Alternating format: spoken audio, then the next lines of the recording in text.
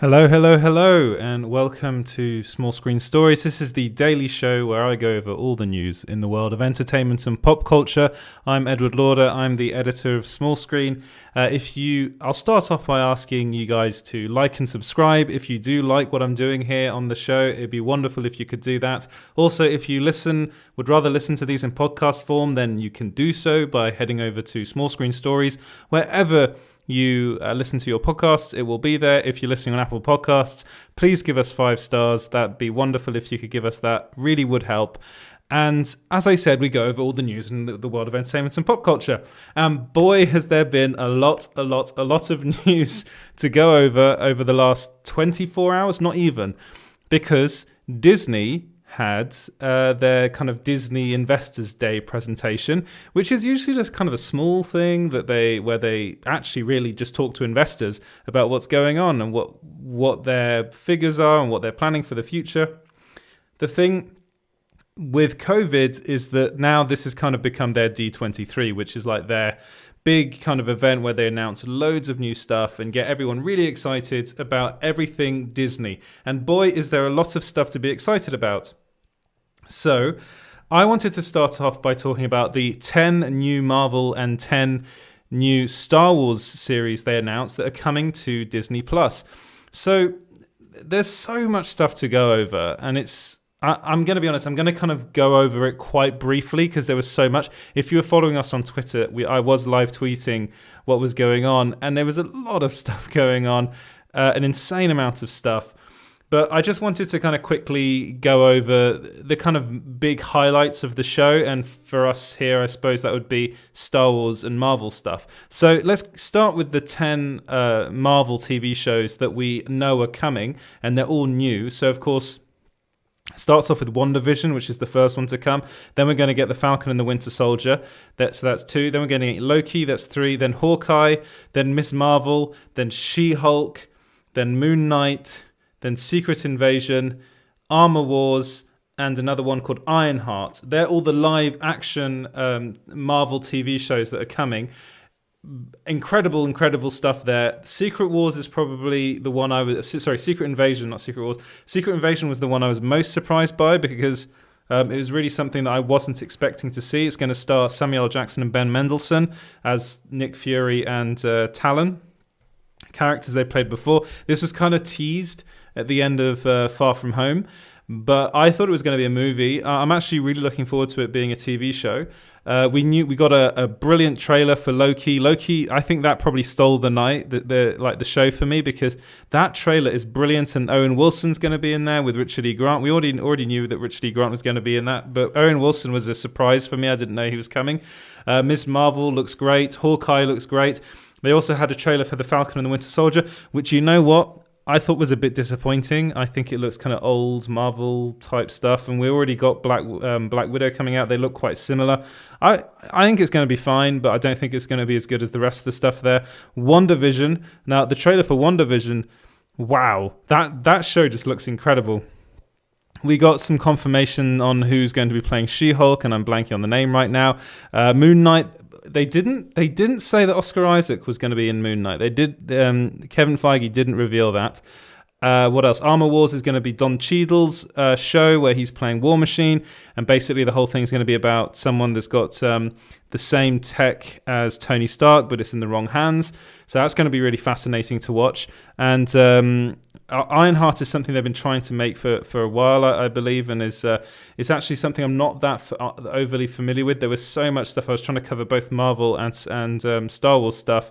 And of course, they also gave us a sizzle reel for What If, which is the animated Marvel TV show, but we've also got a Guardians of the Galaxy holiday special which is coming, which this isn't part of the 10 shows, by the way. This is just extra.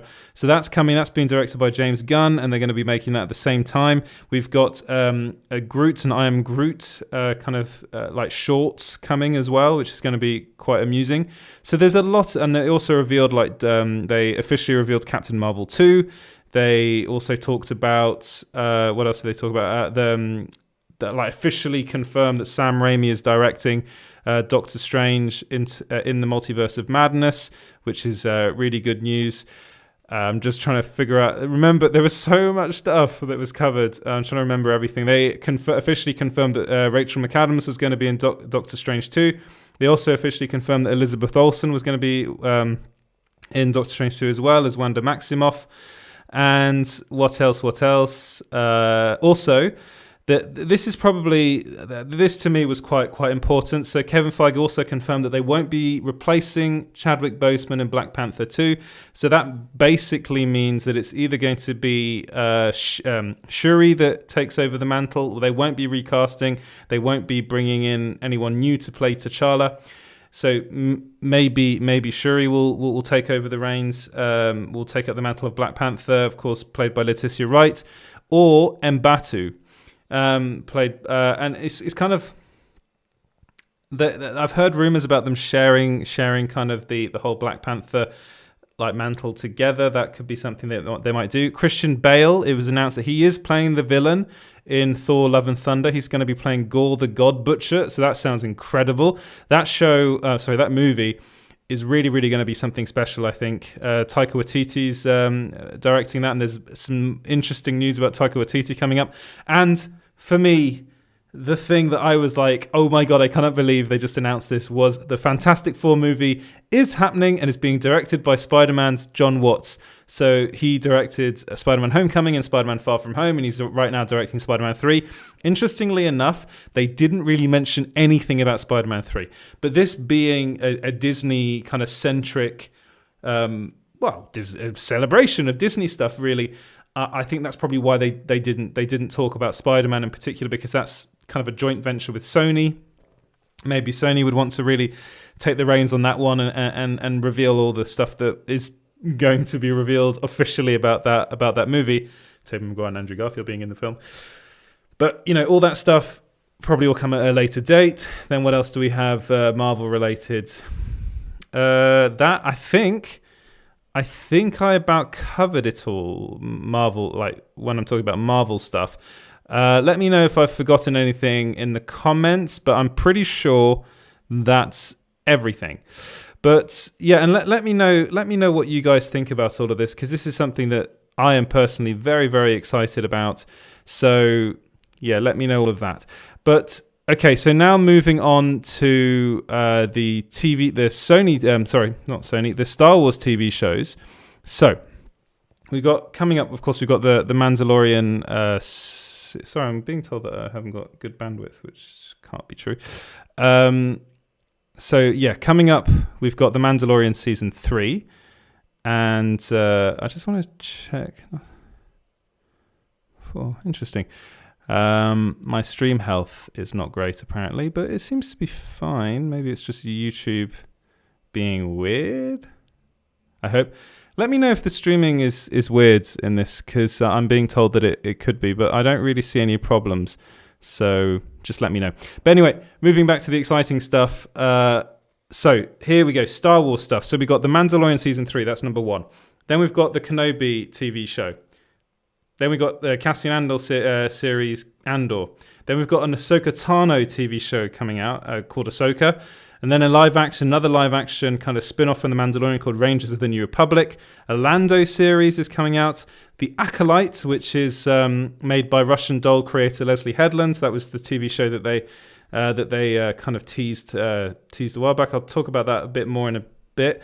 The Bad Batch, which is an animated TV show with the characters from Star Wars, the final season of Star Wars: The Clone Wars. The Bad Batch, which are kind of not really, I wouldn't call them defective, but they're clones that are different to the rest and have special abilities, and they make a pretty cool, very cool kind of group. Then a series of Star Wars short films called Visions.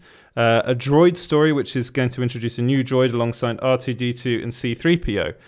So I think the things really there that are really fascinating and exciting are, well, I'm excited for The Mandalorian Season 3, but Kenobi, the big news about Kenobi is that Hayden Christensen is going to be coming back as Darth Vader. Yes, you heard that correctly.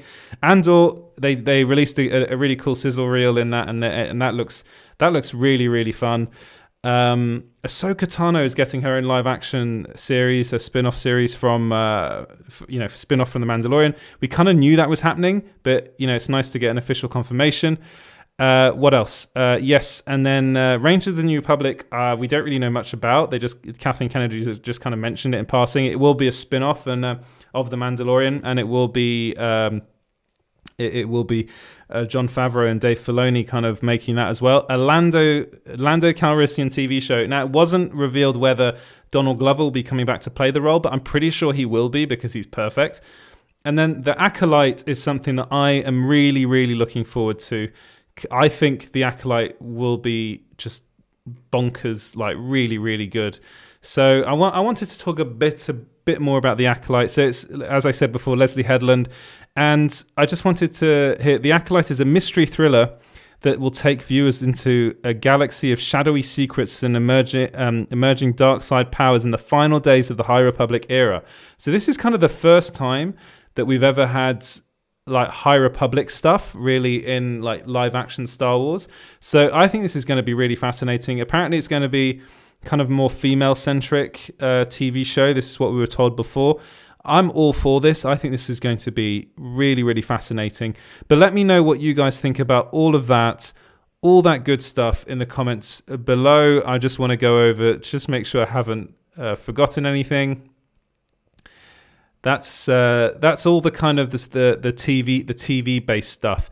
But I wanted to talk also about what was revealed, which was that Patty Jenkins is going to be directing a Star Wars movie, and it's called what's it called? Is it Rogue Squadron? It's called Rogue Squadron, and Patty Jenkins released a video on Twitter in which she was basically talking about why she hadn't found anything that she really wanted to make within the Star Wars universe until this came along, and it's kind of about it seems as though it's going to be about X-Wing fighters, and I am very, very excited to see her make this. I think she's a fantastic director. Of course, she directed Wonder Woman and Wonder Woman 1984. She's just a really, really good director, and she's also a name that's come up a lot when people are talking about who should make a Star Wars movie. Patty Jenkins has been like number one on most people's lists. Another person that was number one on everyone's list was Taika Waititi. We knew that he's making a Star Wars movie. Apparently, he's going to make it straight after Thor: Love and Thunder. They didn't announce anything like concrete about the movie. They just said he's going to bring his unique and fresh take into the Star Wars universe, which is great. I want that. I think everybody wants that. He's a very talented director. He's really, really in demand. So I'm surprised I'm surprised he's got time to sleep. I mean, I hope he does. But what do you guys think about that? What do you think about Patty Jenkins directing a Star Wars movie? What do you think about Taika Waititi? What is the thing you're most excited about Marvel and Star Wars related from this Disney Investor kind of day presentation? Let me know your thoughts on all of that in the comments below. Right, moving away from all of that, because that was well, not all of it. I will touch on other stuff in a minute, but I wanted to stay kind of in Marvel land, let's say, because, and this is an exclusive. I should probably come up with some kind of little thing here that says exclusive, but I'll bring up the article right here if it ever comes up. No, it's not coming up. Okay, well, I'll just talk about it. So the MCU Daredevil movie is reportedly in the works with Charlie Cox starring. So this is an exclusive over at Small Screen. This is something that I was told a while back by somebody, and it's just, again, I always wait for corroboration from people. So according to my sources, supposedly they claim that they're close to Marvel Studios. Marvel Studios is already working on a Daredevil standalone movie with Charlie Cox in the lead role. So, of course, it was announced, this week, by Murphy's Multiverse that Charlie Cox will be coming back to play Daredevil, aka Matt Murdock, in the MCU in Spider-Man 3. Then Grace Randolph went and added to the story, saying that he's actually going to be Peter Parker's lawyer in the movie. Apparently, there were thoughts of making She-Hulk his lawyer, but then they thought that the connection between Spider-Man and Daredevil was stronger from the comics, so they wanted to go with that. I think it's the right thing to do. But basically what my sources told me is that they're actually working on doing even more beyond that and actually making a standalone Daredevil movie. So what this has been rumored for a while, but I hadn't actually heard anything official about it. I hadn't actually received any kind of confirmation from any of my sources about it either until relatively recently. And then basically one person came to me and said Marvel Studios is currently working on a standalone Daredevil movie with Charlie Cox playing the lead. This will come after his appearance in She-Hulk and could be coming in Phase 6. So that's quite a lot of information I got. And I was kind of like, okay, all right, fine, I'll wait. I was asking questions and they were answering. And I was actually able to verify that this person was indeed who they said they were. And then I got another source come to me that I've worked with in the past, quite a lot actually, who said that Daredevil is indeed getting his own movie. Charlie Cox and Marvel Studios are in the final stages of negotiations. After that, they'll start working on the movie script, and Marvel is lining up a director for the movie. So this is all happening. It all seems as though this is kind of full steam ahead. Kevin Feige is he's a big Daredevil fan. We know that, and he's wanted to bring this to the big screen for a long time. And Charlie Cox has proven himself to be a fantastic Daredevil in the Netflix Daredevil show. And then a third source actually came to me with something different and said that Charlie Cox is getting ready to play Daredevil in She-Hulk, and also in his own MCU movie. So corroborating what the other sources had said. The film will be quite violent and more mature than other MCU movies, and I'm hearing it could be tied to the upcoming Blade movie, that's quite cool. Again, this third source I haven't worked with a lot, so I'll be completely honest with you, maybe take that bit with a pinch of salt. But the second person I've worked with quite a lot, and actually they were they were the ones that came to me with the news that Tobey Maguire was going to be in Blade Runner, in Doctor Strange 2, which is actually recently corroborated by Popcorn Planet. Andy Signor over there had an exclusive as well. I'll give them that. He added some interesting information about what's going to happen in the movie that I wasn't told. But so this guy I do trust. The other two I'm always completely honest with you guys. I do get sent a lot of stuff and I don't run with a lot of it. I only run with the stuff that I'm pretty much 100% sure is nailed on. And this, I believe, is nailed on.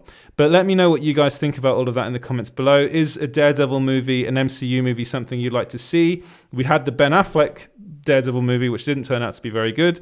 Hopefully, Charlie Cox could do a lot better with the role, and hopefully they'll get a much kind of... I can't remember who directed the Ben Affleck Daredevil film, but I think he was actually a massive Daredevil fan. So just get a really talented director in that's not, doesn't necessarily have to be a huge fan of Daredevil. They don't always make the best movies. The biggest fans of characters don't always make the best films. You want the best filmmakers. And Marvel is very good at making sure that the right filmmaker is connected to the right movie. They like to do that, and that's why they got John Watts to direct Fantastic Four, because he's obviously the right man for the job. Anyway, let me know what you guys think about this in the comments below. Right, moving on, and moving on to some more news that was revealed in the Disney Investor. I don't know, is it the Investors Day? I think they called it. Anyway, more news.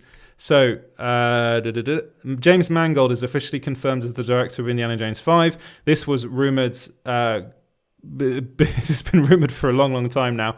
We knew that Steven Spielberg wasn't going to come back to direct this. We knew that Harrison Ford was coming back to be in it, but we didn't know. I mean, we'd heard rumors that it was James Mangold. He'd actually denied those rumors, but now Kathleen Kennedy revealed it officially, confirmed officially that James Mangold is directing Indy 5, which is brilliant because James Mangold is a terrific director. If you've watched Logan, if you've watched Walk the Line, he's just one of these directors that's able to make good film after good film after good film. I'd say the Wolverine is probably his kind of least successful movie, but I still quite like it.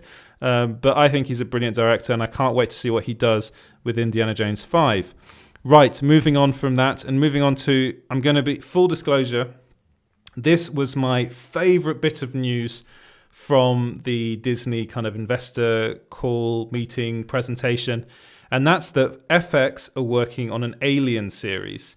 So an Alien TV show, which is going to be, well, it has as its showrunner Noah Hawley, and it's got Sir Ridley Scott on as an executive producer. Oh my God, I cannot wait to see this because Alien is like my favorite franchise of all time. Well, not really franchise. Alien, the first Alien movie, is one of my favorite movies of all time. Ridley Scott's Alien movie is brilliant. Aliens, I think, is fine. Alien 3 is not great. And what was it? Is it called Alien 3? Alien?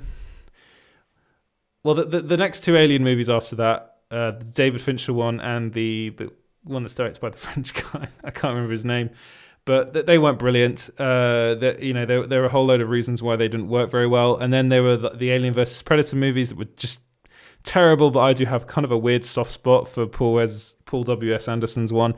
Yeah, I know it's weird, but I did quite like that movie. And then we had the recent Ridley Scott films, Alien kind of prequel movies, which, Prometheus I quite liked. Alien Covenant I thought was pretty bad, to be honest, but this Alien TV show is going to be bringing these xenomorph to Earth, which is the first time this has ever been done. And I think, do it, go for it. I'd love to see a xenomorph on Earth because it's not been done before. It's a fresh take, and it's Noah Hawley. Right, the reason I'm so excited about this is actually really mainly because of, I love Alien, but I love Noah Hawley. Noah Hawley made the Fargo series, which is brilliant. He also he was the creator of Legion, which is also brilliant, and he's just so talented in this area. He works a lot with FX. Fargo and Legion were both done for FX, so it's kind of a match made in heaven for them. They've got the property because Disney acquired Fox, so now they can work on that.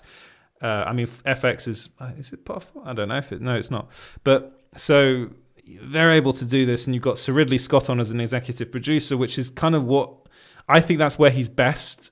I think that's where he's at his best as far as Alien's concerned. He's had 2 shots at making another good Alien movie, and he hasn't done it.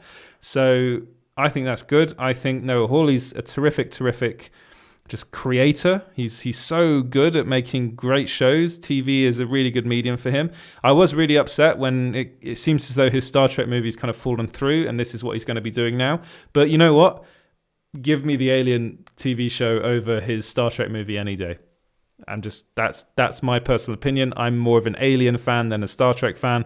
I do like Star Trek, but Alien for me is just everything.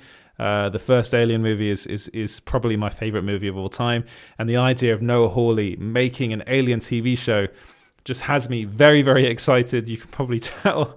I think that's great. That's great news. But what do you guys think about that in the comments? Let me know in the comments below. It's Friday. I've been up. I was up until very late last night covering this Disney investor call, so I'm a bit tired. Please bear with me. So I've got one last bit of news. And this comes from We Got This Covered, and it's that Keanu Reeves is reportedly in talks to cameo as John Constantine in the Flash movie. So this, to me, I think this is like a reaction to all the news of all the different actors and being in Spider-Man 3. I think they're like, right, we need some more actors. We need to get someone into this Flash movie, which also has a whole load of just ridiculous characters and actors in it. We already know it's got Ben Affleck. We know that it's got Michael Keaton coming back as their versions of Batman. It's rumored that Linda Carter's going to be coming back, going to be her version of Wonder Woman. Then who else is in this movie? There's a lot of people in this movie. And then one other idea is to bring back Keanu Reeves as John Constantine. So he played Constantine in the movie Constantine. I think it came out in 2004. When it first came out, it didn't do very well. It was pretty badly received, but it's now got quite a big cult following because it's actually quite a decent movie. As far as I'm concerned, I don't think Keanu Reeves is a particularly good Constantine. I'm just going to be completely honest with you here. I think he's fine. I think he's a bit wooden in the role, and I think as far as the comic book character is concerned, he's completely wrong for the role. I actually think Matt Ryan is actually a much better Constantine than Keanu Reeves was. The thing is, I'm a massive fan of Keanu Reeves as an actor, even though he's wooden and he's not the best dramatic actor in the world. I mean, I'm pretty sure he'll be the first person to tell you that. He's a fantastic action star, brilliant, top notch. I think there's probably a handful of people that are better than him. One of them is probably Tom Cruise. I have a big soft spot for Tom Cruise movies. But then again, I do think he's kind of had a renaissance. I think I called it a Reeves-olution or a Keanu-essence, which doesn't sound as good. thanks to the John Wick movies. So he's become very popular because of those films, and they are brilliant movies. Some of the best action movies ever made. I think John Wick Chapter 3 Parabellum is one of the best action films ever made, probably behind Mad Max Fury Road and maybe the latest, was it Fallout, Mission Impossible Fallout, which I thought was really good. But I just love those movies, and there is lots of talk about him coming back to old roles. So there's talk about him coming back to do Speed 3 and potentially, coming back and doing John Constantine again. I'm not sure if that's the best thing for him to do. I'm going to be completely honest with you, especially not Speed 3. I think he should stay well away from that, unless it's like a brilliant, brilliant script, which I highly doubt. But I think as far as Constantine's concerned, if it's a cameo, why not? But honestly, I think someone better could play the role. But then again, if it's like an Earths thing, then this will be John Constantine from another Earth, and then there'll be another. It could work. It really could work. And The Flash, it seems to the Flash is going to be like a celebration of all things DC Comics related, and like the previous DC Comics movies that they've done in the past. So, why not bring him in? I suppose I'm kind of sitting on the fence here, but that's how I feel. Right.